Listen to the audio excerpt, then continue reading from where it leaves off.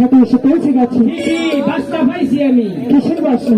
কেরাদানি হমানে বাদাম খাইয়ে ডেক দিতে আসে। দাদা তুমি দেখতে পাচ্ছ না এই ঘাটে এত ঝাঁকু কষ্ট নেই জলভর্তি রহে জলের ভাষা পদ্ম সম্বন্ধে স্নান করছে, সেই ফেনাগুলোই তো স্রোতে ভেসে যাচ্ছে, সেখান থেকে সুবাস এসে আমাদের নাকে নাড়া দিচ্ছে। বুঝতে পেরেছো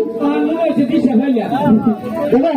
শোনো না, বেশিক্ষণ বিলম্ব করবো না, তাড়াতাড়ি প্রসাদের মাছ ধরে যেতে হবে। তারপরে